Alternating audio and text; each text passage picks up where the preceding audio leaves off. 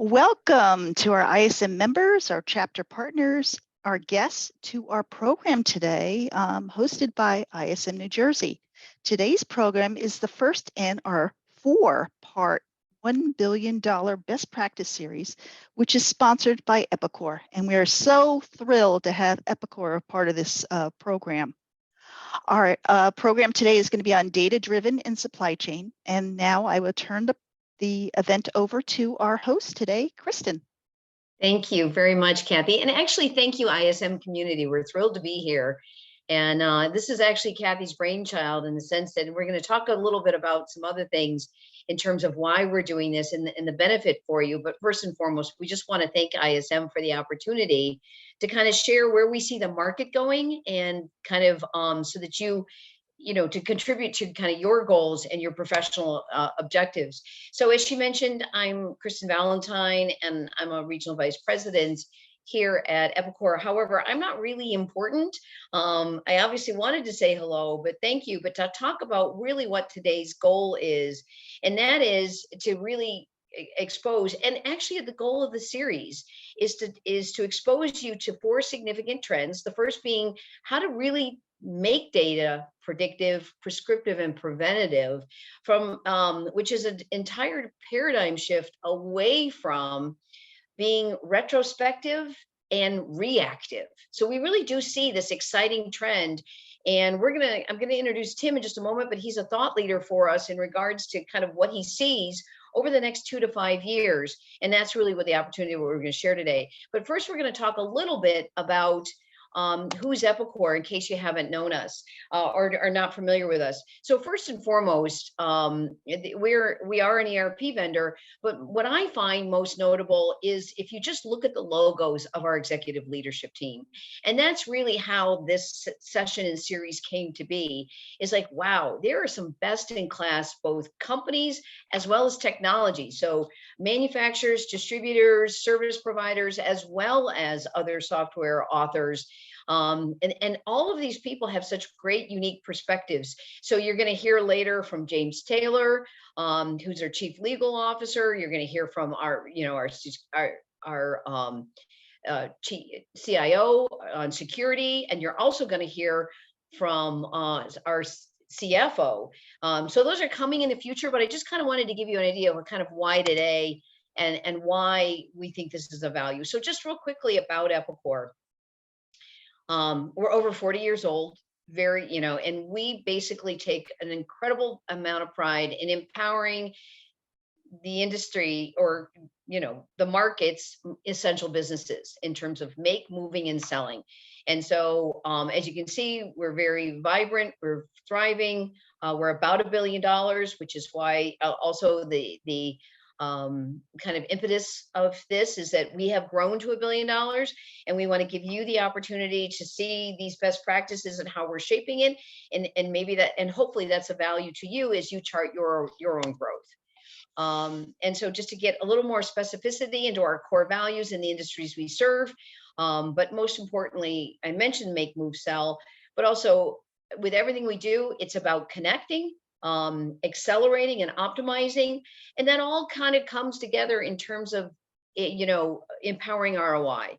None of this of anything we do is going to be a value unless we can chart it with ROI, which is kind of a nice lead in to where we're going to go with Tim.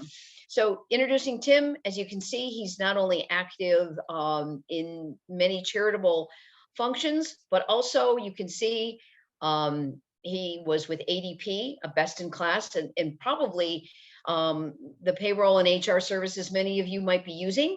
So he has that experience, which is fantastic. He's published. And so I'm going to turn this over to Tim Hardin. And he is our SVP and GM, and he's going to talk today about trends in technology that drive data as a service and automation. Tim? Great, thank you, Kristen, and thank you for everybody joining us today. I'm really looking forward to spending a little bit of time with you today. And as we go through it, we'll certainly stop at the end and see if there are any questions. There don't have to be, but certainly excited about spending some time. Just a little bit further background on myself. Most of my experience before joining Epicor has been in the technology industry, serving manufacturing and distribution, and then retail, primarily in the automotive segment. My responsibilities with Epicor have expanded over the last few years to include what we call our global data services business, which includes our Epicor payments platform globally, our global EDI business, and EDI is something I know perhaps everybody on this call is familiar with. And then our automotive segment, which really encompasses a number of different functions that we take to market, including EDI and our ERP platform and our data services platform and analytics as well.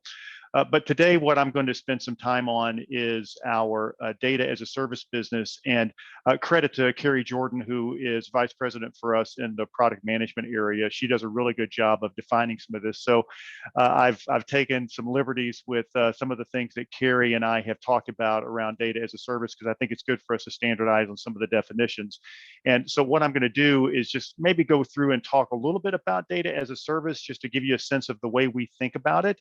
And then as I go through the presentation today, I will focus in a few areas, and primarily I'll talk about some of the things that we're doing around data and analytics and the way we think about it in normalizing the supply chain of data in the automotive segment, and the way that we think about that porting over into other verticals. We're already active, fairly active in automotive, but we're also in lumber and in electrical and also in hardware hard lines as well from a data service perspective. So just to give you that lens to look through as we go through it, there may be some specific automotive discussions that I have today, but that doesn't mean that automotive is all we do.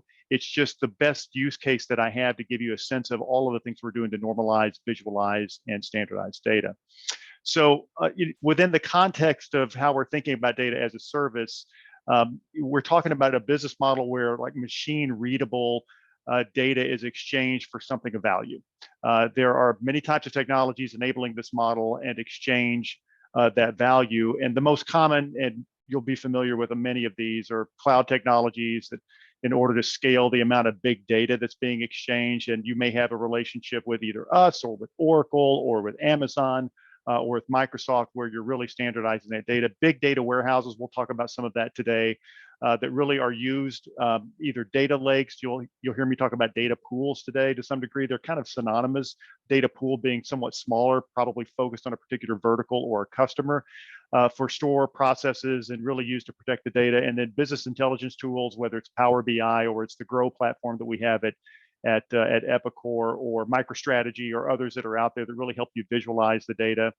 And then, chatbots have certainly come online and become of much more prevalent over the last several years. And then machine learning and AI technologies that are doing a number of different things, and that's all over the marketplace today. But one of the things that we see is that we're using some of that technology to lift text out of like repair orders in an independent repair shop, to really give us a sense of what's happening with parts in the marketplace and what's really being put on a vehicle and what the failure rates are, et cetera. And then DaaS could also enable, and DaaS being data as a service, could also enable revenue opportunities in the form of service-based or subscription-based services that are in the marketplace. And there are many that are out there where you can subscribe to certain data points within a marketplace to help you derive what I should make, how I should move it, and where I should sell it. So I'll use Epicor as an example, but again, there are multiple examples. I just focus on Epicor because that's what we're talking about today. And I'll use automotive as an example. We have what we call an Epicor parts network. It's one of the world's largest automotive aftermarket e-commerce networks. It contains 50 years of data, and that's across a number of different SKUs that you can imagine. So it's millions of SKUs that we've amassed over the years, 17 million unique part numbers, and it processes 700 transactions a minute every day, just trying to track what's happening with parts movement across North America around automotive parts. So think about the North Star of getting the right part to the right place at the right time. That's really what drives the automotive aftermarket, but it's not just the automotive aftermarket. Any vertical that really depends on equipment that has to be in service a high percentage of the time to deliver a service level, that Epicor parts network could represent any of those verticals. And we're already seeing that demand in some of the other verticals that we serve that are really big in the service area. You can go to the next slide, Kristen. And as we forward, I just wanted to be super clear too. It's taking it now. We've got the opportunity to actually all this information your companies have been storing. We're now shifted. The paradigm is shifting so that it becomes actionable. And Tim is going to build on that, not only but also a profit center. Yeah, and so that's a good lead into this slide, and frankly, we didn't rehearse that. It's a good lead into to the next slide, which really talks about something that's closely related, which is really the automation of workflows within your own business. And while DaaS is a business model that's transacting data for value, et cetera, automation is the use of that data to create value within your own business, like using equipment or technology to automate action based upon the workflow that you have. So, for example, we don't have our chief product officer on the call, but he came out of robotics. And what we're seeing with a number of our clients that are into assembly line production and looking at robotics, that they're deriving what they can do next on the assembly line floor based on the data that's flowing back out of the robotics that they're tracking at the shop level. So robotics process automation is rapidly growing in popularity within the marketplace, certainly within manufacturing. And this is a form of business process automation that makes it easy to define a separate set of instructions for the robots to perform, such as repetitive tasks, et cetera. So the other thing that I'll talk about a little later today is just the automation of high frequency decisions. So that would be a good example of that, whether it's robotics or whether it's inventory within, whether it's an Ace hardware store or whether it's an independent automotive repair shop. Automating high frequency decisions using this technology so that a person can focus on the customer and not have to go through a spreadsheet and try and figure out what to do with the next order in inventory is another area that we're seeing a great deal of demand. And to Kristen's point, that's all a result of our customers coming to us saying, look, I've got all this data that's coming in. Can you help me normalize it? Can you help me enrich it? And then can you help me visualize it in a way that can drive action within my business that can help me either reduce costs or find other revenue strips? So another area that is common, and I just came off of a call right before this one, was focused on AP automation, which uses machine learning and content services to digitize the invoices for your accounts payable team, something I'm sure the folks on this call are pretty familiar with. And they're able to receive and quickly scan, read them, and then manage the vendor workflow with your organization, route for approvals, track the process, store them in an online repository, and ultimately you pay your suppliers. And we have a number of large customers, and like I said, I was just on an implementation call with one of our newest AP automation customers, where they're really looking to standardize and accelerate what they're doing with their vendor practices to ensure that they can take the data that they have and automate that workflow so that they can drive greater efficiency in their organization. Well, so that's another way that data services is used. Oh, I'm sorry, Tim, but vendor scoring, very, very important as you decide who are your key partners that you're going to market with. That's right. So I want to drill down a little bit into a vertical because I like to use use cases that are actually active in the marketplace that we can look to. And these are areas where we're executing today. And they're all based around the things that I just talked about over the last 10 minutes. But to just give you a sense of the KPIs from a channel visibility perspective, if you think about a vertical that has a lot of SKUs, a lot of parts, a lot of complexity, something that your businesses probably deal with every day, certainly in the verticals that we serve. So we have 140 million vehicle repair events, 1 billion parts transactions a year, 300,000 service repair accounts, and 750 million inventory snapshots a day that operate within our data pool. It would be a data lake, depending on how you want to define it. We call it a data pool because it's within one vertical and not necessarily horizontal across an entire industry. And this is that vertical being the automotive aftermarket. And it creates market intelligence for us, whether it's product analytics, customer analytics, or pricing analytics. Again, I'll go back to what I said earlier, which is within these verticals that we operate in, certainly in automotive aftermarket, it's all about getting the right part to the right place at the right time at the right price. And we want to do that within 30 minutes of the time a vehicle goes up on the lift in a repair shop. And we have a couple of areas that we're beginning to launch over the next 60 days that are doing just that. You can go ahead and go to the next slide, Kristen.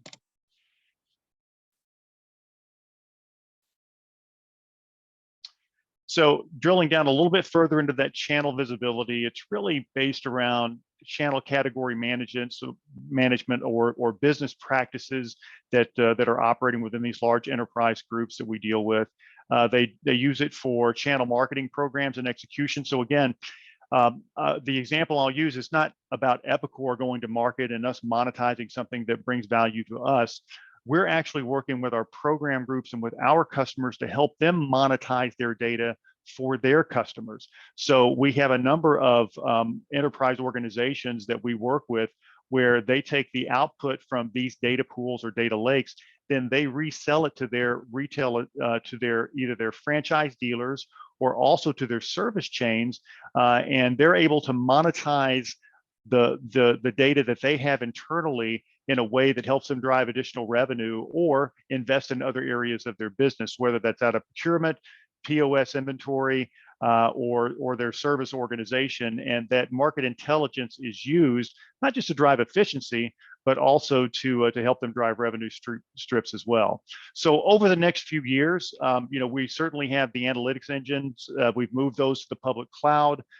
Within our next cycle, our inventory hub will provide some broad scale solutions to the automotive segment. So when I say automotive segment, this data is being consumed and used for different use cases by organizations like GM, Ford, Stellantis, or at the distributor level, Han Automotive, or you think about your big chains that are out there like AutoZone or Napa or O'Reilly's, et cetera. So these are people that are on your street corner. And these big enterprises are taking the data that they're generating. They're working with organizations like Epicor. It doesn't have to be Epicor, but they're working with organizations like Epicor to really normalize and understand the data that they have within their organization. And then they're deriving action-based tactics in the marketplace that allow them either to subscribe, to create a subscription service for their service dealers, or just internally drive greater efficiency for their organization. One thing that Tim and I were talking about relative to this is the reason we do like this example of the auto zones or whatnot, but that whole supply chain is because it really kind of it's the most competitive, slimmest margins. And these are the businesses that are looking to, expand that margin. And if you, as opposed to the data just being an asset that you have, and you actually reorient it to be an asset that you can sell, you can see how these models are going to get these companies. And when I say models, whether they're retail outlets or business to business, you'll get an understanding of how, wow, here is an untapped resource within my own company to increase profit or potentially launch new product lines, as Tim just mentioned, specifically distribution, very, very high margin pressure. So what are they doing? They're becoming concierge businesses. So it's just amazing to think about data differently. Data that you've been capturing for years and years. We've certainly seen the demand increase, and I thought what I'd do is, this is a very, very high level view of what we're seeing relative to bookings and revenue. But I think it's interesting. I always like to take a look at, what we find is the marketplace, just like you do. The marketplace votes with its pocketbook, and it will tell you where the demand is based on your bookings. And from a bookings perspective, if I think through the $200 million of business, and I didn't put percentages on this because I think you can derive it from just the pie charts, but you can see that in the analytics area, our sales are significantly outpacing where the revenue sits today, and that tells you where the demand is. So we are seeing a shift in the marketplace, certainly over the last few years, where data has become more and more important in the way that you analyze it. And I think some of that is because of there were so many disruptions over the last few years in the supply chain, and some of those are going to be the new normal. I think that you don't have to read too much to know that over the last few years with COVID and everything that is already obvious to everybody on this call is relative to what business has dealt with, that reset the way that people think about digital commerce, the way that they go about business to business and business to consumer interactions, whether it be the goods and services that they provide, or their payments platform, or the ability for people to order and have stuff delivered to their home. And then mobile service has become like a huge piece of this as well. And your ability to analyze where you should be investing is become really, really critical over that time. And just to give you again a real life example of how this has been used, and this is just where where organizations are leveraging their internal data and then supplementing that with data that comes out of their Epicor platform. There were a couple of organizations that worked together in the automotive aftermarket, and they identified between the two of them that there was a family of oxygen sensors that they thought could fill a gap in the marketplace. They didn't know that until they put this digital data network together that had us and then the larger supply, the manufacturer, and then AutoZone. And they put that together with the 3 data sources, and the oxygen sensor being like pretty much 70% of the time when your engine light comes on, it's one of the oxygen sensors. But they derived out of just taking a look at their internal data that there was a family of sensors that they could introduce to the marketplace that was just frankly untapped. And they saw an increase in their revenue and their sales of about 45 to 50% within 12 months of the time that they began analyzing this data. So that's just a good example of taking the data that they already had and making sure they had the right visualization tools in place, and they were able to come up and fill a gap in the marketplace. It was super, super significant for them.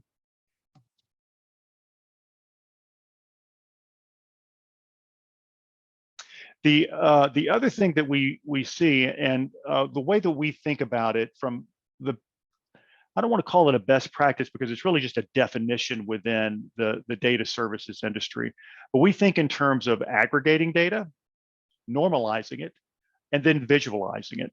And what we have found that organizations struggle with many times is the first two. It's the aggregation of the data and then the normalization of the data.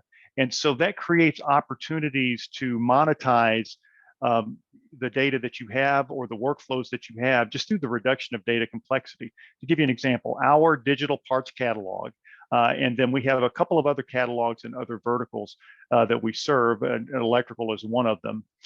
But just the number of sources that come in is probably 250 to 300 different data sources that come into our data factory. Just to aggregate that data is a task in and of itself. Now, we have 40 years of experience in doing that, and it's kind of grown up over time, but that's 250 to 300 different data sources from manufacturers to suppliers to distributors, and they're all sending us data in a standard format. So you would think, okay, it's coming in the standard format, then what's the big deal? It should be easy to aggregate. So even though it comes in the standard format, we have to touch about 90% of the data that comes in the standard format just to get it normalized. So even though it's coming in the standard format, just aggregating that data and normalizing, we have to touch 90% of it. So there's still a really, really heavy lift. And you may see this internally with your own organizations where you have disparate platforms. You've got something running Oracle, maybe you have SAP, maybe you have some legacy platforms that you're drawing data from, maybe you have an ADP platform that's out there that's running payroll, et cetera, or you have Workday, or you have a number of different things that you're working with, and all of them create their own data formats. And even if they're standardized and you're like, we're only going to take it in this format, when it's coming from a disparate system, you still have to touch it and normalize it. And that can create a number of different barriers organizationally just to get to the data in a normalized fashion so you could look at it. So you aggregate it, you normalize it. Now you have to visualize it. And this reduction of data complexity. So one of the reasons I think that our catalog and our digital catalog in the automotive aftermarket space has been really at the center of the automotive aftermarket, is recognized as the leader in the content side, is simply because we provide such good visualization and normalization tools around just an automotive part. So your ability to do that and reduce that complexity and then give it back to a user in a way that they can see exactly what to do with the information is super critical. And we see that demand is growing in the marketplace, not just in the automotive aftermarket, but we had a couple of organizations, one in the lumber segment and another one in the electrical vertical, that came to us and said, hey, look, can you just help us normalize our data? Like, we have all of this information and we're just trying to get to it so we can inform our stores on what to do with their inventory, but we're having a heck of a time just getting it normalized and put it in a format where they can visualize it with whatever visualization tool makes the most sense. And we're seeing that demand from wholesalers, retailers, service providers, e-commerce businesses. We have, for example, we're a pretty heavy supplier of data into the Amazon network, into eBay, and into a number of the different digital platforms that you see out there, where you could probably drop off the call today and I was looking for a part the other day, you're ordering a windshield wiper, you're going out on Amazon to see when it's available. They're consuming our catalog data to enable a lot of that e-commerce. So, all of that demand is seen across the entire industry right now. Well, and supply chains. So what's really important to note is that it's kind of the beginning to the end. And per his previous slide, when you look at your, starting with tier 1 all the way to tier 4, you can see that not only does it allow for a collaborative approach, but it's an approach that becomes seamless across your supply chain, which is obviously very, very important to the ISM community. Yeah, and I think that is that's certainly a big part of what we're doing. So that reduction of data complexity is probably the number one issue that we're seeing right now across these enterprise clients, because everybody knows the data is important, and I think that there's definitely some organizations, and I'm sure there are several represented on the call today, are really progressive in what you're doing internally and what you're doing with your customer base around making sure that the data is not just normalized, but enriched and viewed in a way that allows you to drive activity in the organization. But it's definitely at the top of the demand curve for us. And the other piece that I want to add as well is, you might look at this and say, whoa, that's too complex for my business. But going up, either going to your supply chain or going, either up or down relative to where your business fits, it's important to note that fundamentally, if you look at any kind of vertical as this triangle, if you will, a $2 billion company has the exact same needs as a $2 million provider in that space. The market dynamics are the same.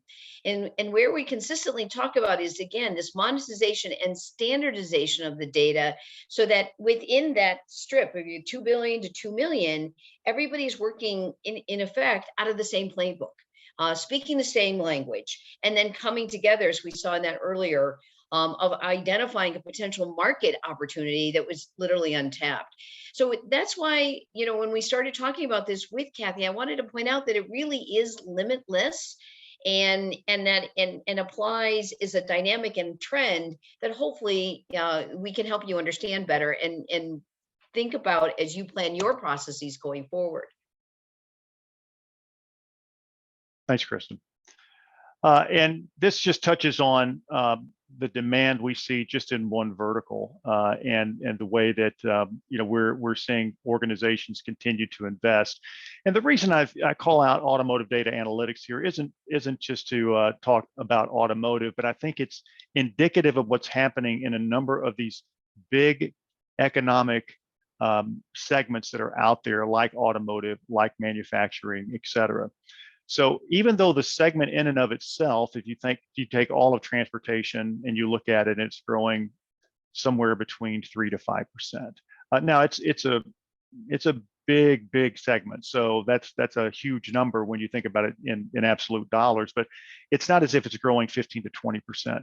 But within that, just in automotive, data analytics is actually growing at about 16 to 17%. And that's not a small number. It's $6 billion. So we are seeing a significant shift of investment dollars.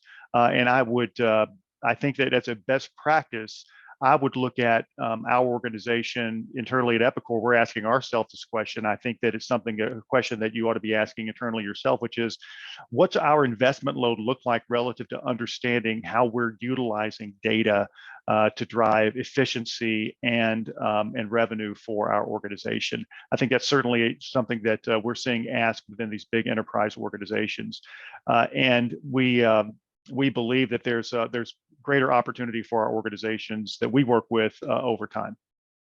And I want to draw your attention to the little consumers and ad addresses, that model, and so this concept of where is business done, is, we know in traditional maintenance, repair, and overhaul, you got to have everything on that truck, because you're not putting an airplane, you're not driving an airplane to a service center. So that, that consumer kind of expands that, but they're taking this model, which is pretty exciting. And call a spade, post-COVID and Amazon, there's a assumption of how much I can do at my home that extends cross vertical, because that's how, and we are a consumer driven economy.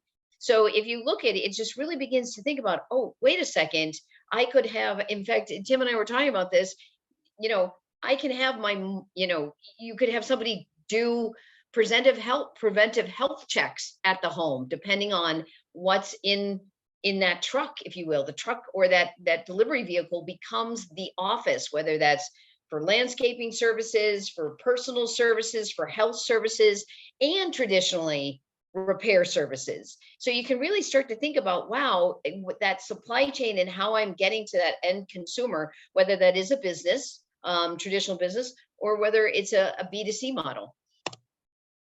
No doubt. And just using myself as an example, I'm going through, as many of us do, my annual health checks with a number of different doctors, dentists, whatever the case may be, and just over the last 3 or 4 weeks, I'm part of the Northwestern Health Network here in the Chicago area, and they're utilizing the data that they have on me for reminders and for billing. So there's a payments platform. I do all of that online. I'm having virtual health checks with specialists, whether it's cardiologist or a dermatologist, whatever the case may be. I'm doing a lot of that online via video, and they've now created an ecosystem of data around the workflows of a patient, where they're able to communicate with me and limit the number of times that I have to be in office. There are occasionally times that I have to be in office now, but it used to be, like, if I just rewind the clock only 36 months,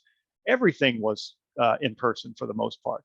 And now that has transformed to where it's really, happening the way that it's happening today, where Kristen would represent Dr. Mulbatid, who I talked to a couple of days ago. She was on video. We went through my vitals. We could check blood pressure and all of that at home. Those kinds of things are, do you have for example, do you have a mobile device like an Apple Watch where you can give them an EKG? There's all kinds of things that we're doing now. We're uploading, and all of that data is available and being utilized by organizations to drive a great deal of efficiency, and hopefully over time that efficiency translates to a better experience and maybe a more cost-effective solution for consumers. And one thing I want to add before he jumps into the slide, and we're seeing just distributors expand their business to concierge, so they kit some of these things. So to Tim's point, right, depending on his virtual healthcare monitor, he may have an in-home blood pressure monitor. He may have all these in-home blood, glucose monitors. So you can see how you can begin to evolve, again, based on the predictiveness of what Tim's health profile is, a kit that gets sent out as part of your health your health provider group, and so it's really the potentials are limitless. Pardon me, Tim. No issues at all there, Kristen. And I think mobility is the other thing that I'll point out around data. So a mobile first approach is the and that's a little bit of an older term from the market over the last 5 years, but we're really seeing mobility become critical. And what I mean by that is I'll use mobile service as an example. We are seeing a number of our customers that have a dependence upon equipment in the marketplace they serve, or getting goods and services out, that if they have to repair anything, they're trying to do that from a mobile perspective to keep people from having to bring equipment in. And we're really seeing that accelerate a great deal.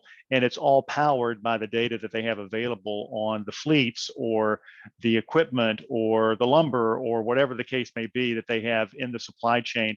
And ultimately, all of that really boils down to what our mission is at Epicor around the make, move, sell economy. And again, I'll steal a couple of words from our Chief Product Officer, Vibhav, where he talks about smoothing out the disruption in the supply chain.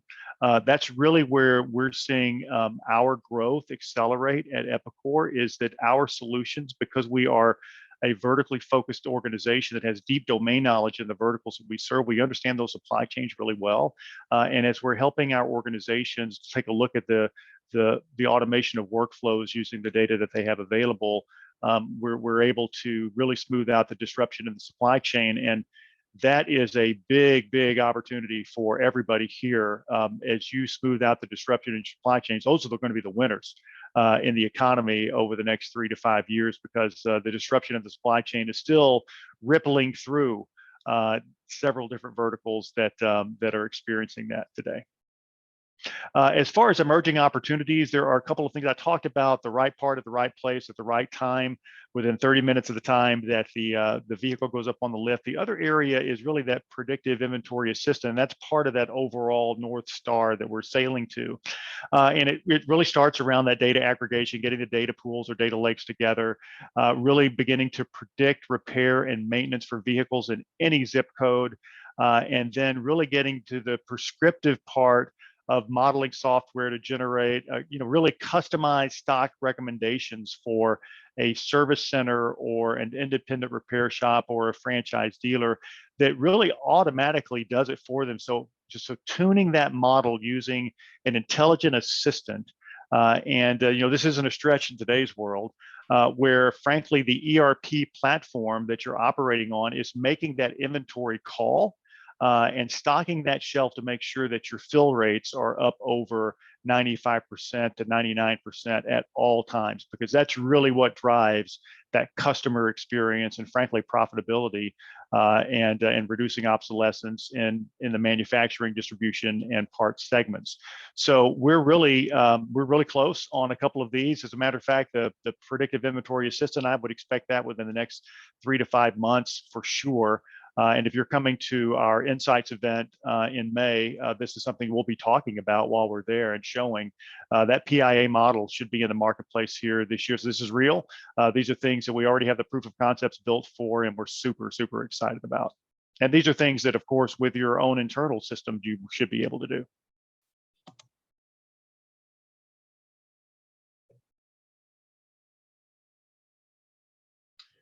Another opportunity that we're pursuing, and this is another one that within this one's probably a little closer, and it's one that we're looking to scale with one of our partners now, is just predictive maintenance in the bay. So just imagine that you're a mobile service person, or you're got a vehicle that's sitting in your service shop. You could be looking up a part to determine whether you have it in inventory, and because this is an active technology that's listening to the searches that are going on around a vehicle, it will drop it's called hyper intelligence. It's with a partner of ours, but it will drop a card into the search engine that you're using. It doesn't make any difference what platform you're on.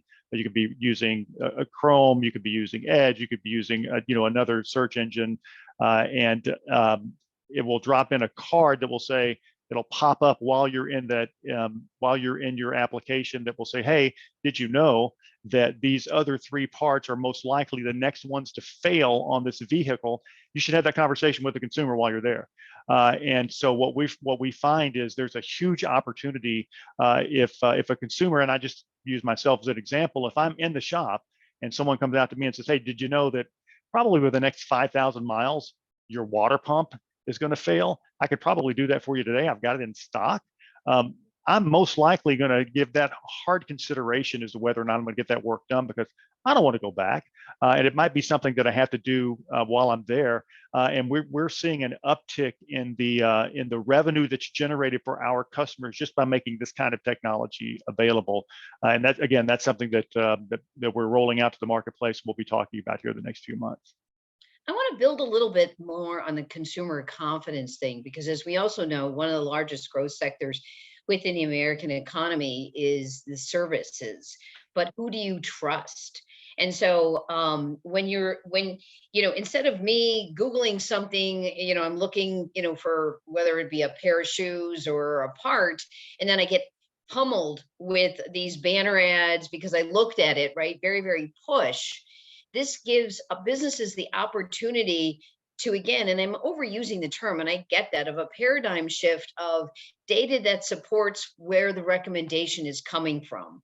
And that is where margins increase, repeat customers increase, repeat business increases, because we all know if you are going to secure a new customer, it's basically $1 in terms of cost. But if you're going to sell to existing customers, it's roughly 30 cents.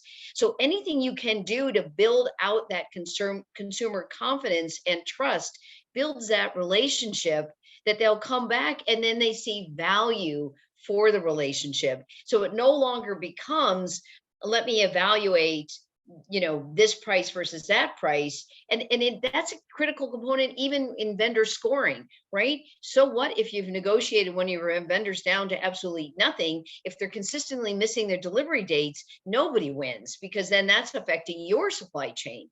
So this increase in customer confidence by being able to provide specific analytics that justify and support your recommendations is just this incredibly, I don't even know how you monetize that concept, because, we're all getting to the point where in our economy, you have multiple choices. So who are you going to pick? It's going to be the one that you have that consumer confidence, which then, profit because you're repeat selling, profit because you've now expanded your offerings to those customers, profit because they're getting the right inventory. And so you don't have this expense.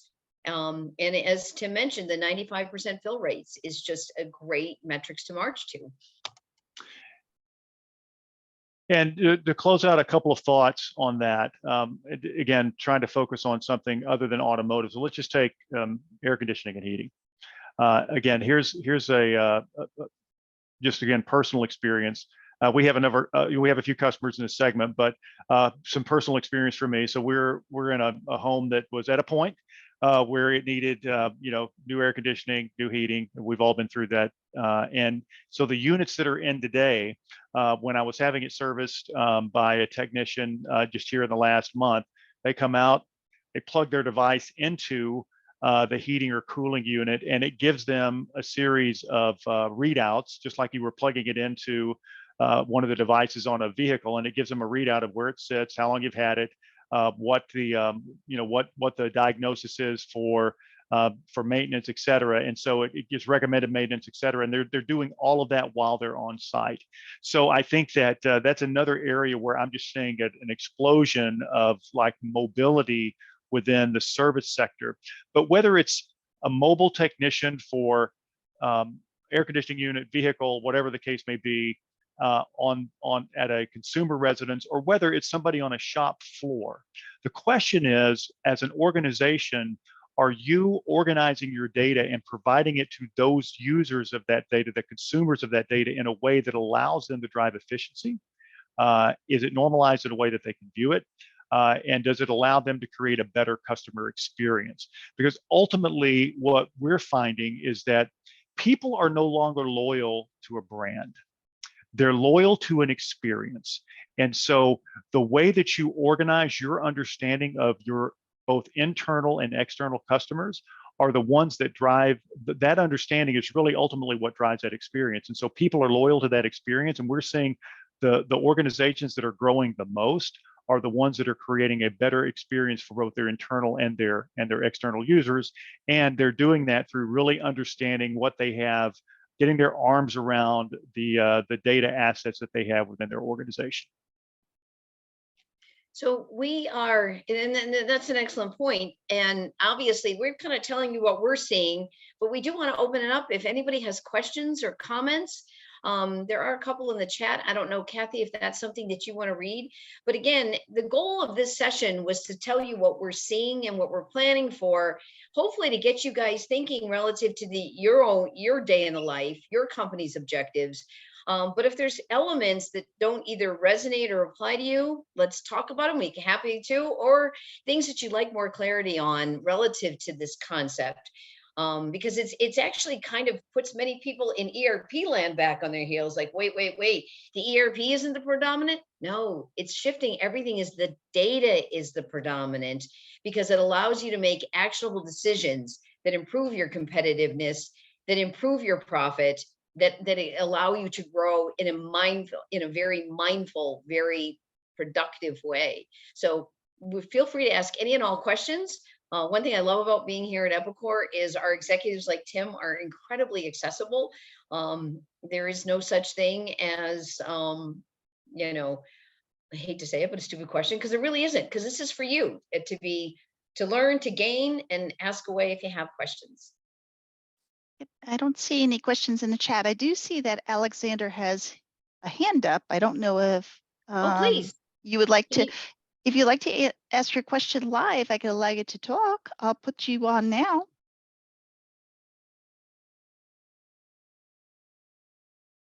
Hi, Alexander. Did you have a question? He's muted. Kathy, can you unmute him? He has to unmute yourself. Okay. It looks like you're muted, Alexander, probably on your system, so I won't be able to unmute you. But if you have a question, just stick it in the chat and we can answer your question that way.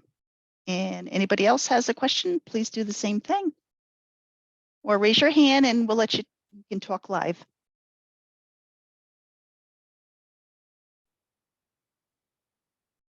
I always love technical difficulties. They're always, they test your mettle.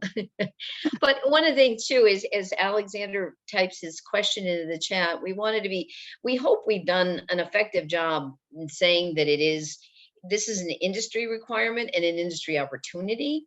And that regardless, again, whether you're a $2 billion company or a $2 million company, that you have seen value in this.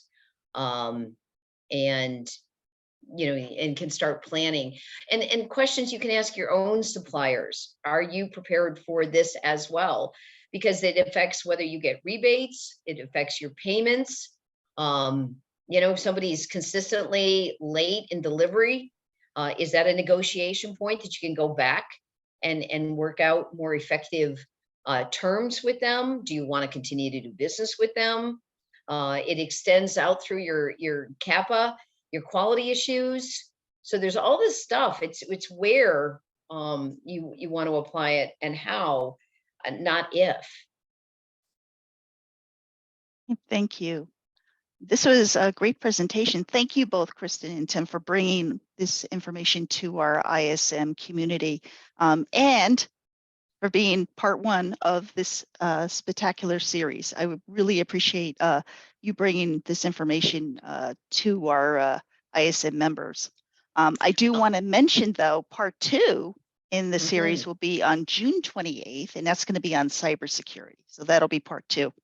And our chief information officer is going to go through the 8 threats so that you can identify them and talk about what Epicor, a $1 billion organization, is doing to protect ourselves from it.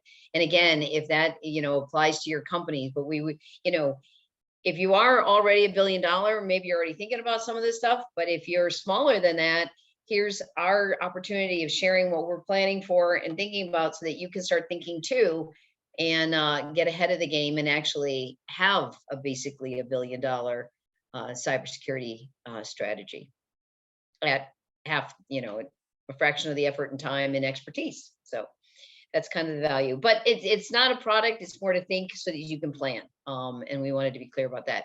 So I think, Kathy, thank you. Tim, thank you as always. And of course, Kathy's going to share the presentation with you. So if you have any questions, you're welcome to reach out, and we're happy to answer those, and look forward to continuing the conversation. So have a great Thursday. Thank you. Thank you, everybody. Thanks for joining us. Bye-bye.